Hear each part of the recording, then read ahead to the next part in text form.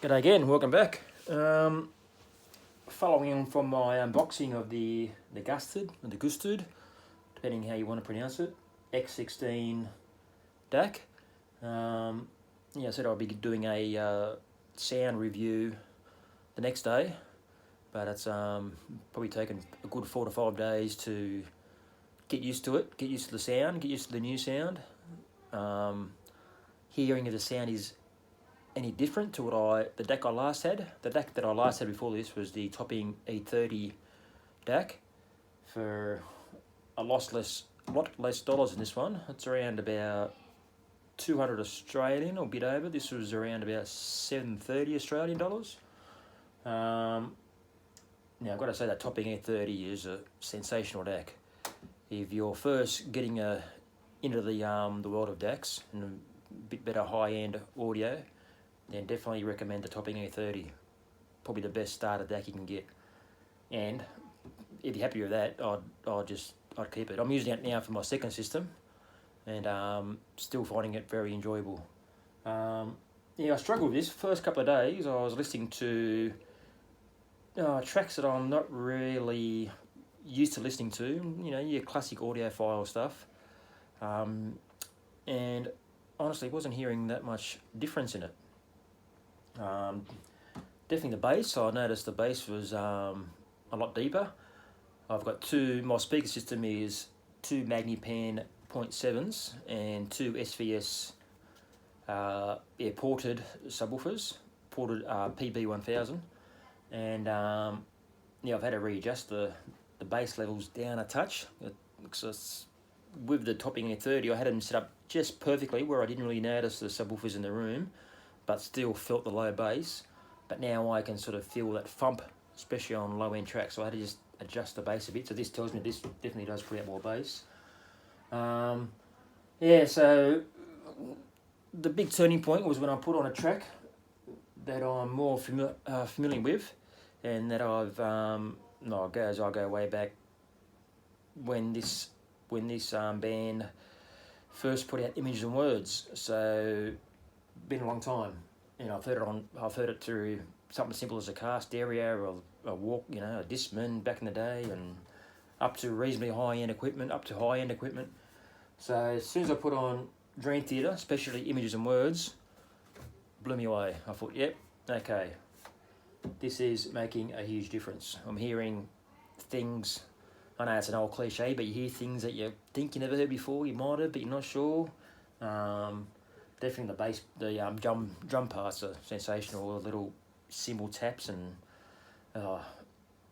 sensational. Now I've got to give a warning about the Gustard. When I first plugged it in, I've got to admit I was a bit disappointed. I was hearing like a low distortion sound. I thought, what's going on here? Then anyway, after going through the menu, which is as easy as keeping a hold on the button for bottom 2 seconds, and now you can see all the different options. Now, what I found was the NOS mode, which is a NOS, non-oversampling. So that was in fact marked as yes. So that meant that this Gustard inside was doing the oversampling for me. Now, as you can see on the screen, if you're familiar with that, I'm running Roon. I've got a computer just below here, which has got the Roon Rock installed. Now I'm doing the upsampling through that. So I'll just change that input back to where it should be. Do that by pressing the button. Short presses will change input. So yeah, as you can see, I've got it on at the moment. It's a this album is a FLAC 44.1. 16-bit, but it's upsampled to DSD 5.64 megahertz. So, long story short, once I change that NOS mode to on, bang, it opened up. Everything opened up. I got rid of that slightly muddled sort of sound. And then, okay, that must mean it. So I must have been getting a bit confused with both the Roon and the Gustard doing the oversampling. So definitely that one, they've got to pick one or the other. Now, as a preamp, I'm using a Yamaha, you can see Yamaha AVR, probably not the most ideal way, but it does go through I've got a studio grade professional power amp. You can't see it there, but it is called the Apart Champ 2, which is driving in the front Magnipan speakers. I tried, you can see I've got some XLR cables here. I tried XLR straight into the power amp, being careful, of course, to turn everything down first, so it'd blow things up, and wasn't happy with that at all. This sounded lifeless, sounded flat.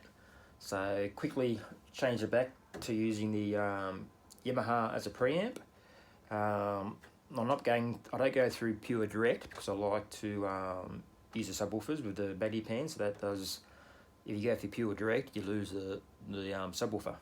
So, or the two subwoofers I have. So just go through the standard straight mode. So you got straight 2-channel, and yeah, it'll all up and up again. So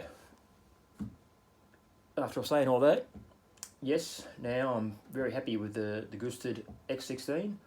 Definitely is going to stay in the system now. I can see this is going to be my end of the line DAC, probably the last one I'll get. I can see the technology is getting that good now that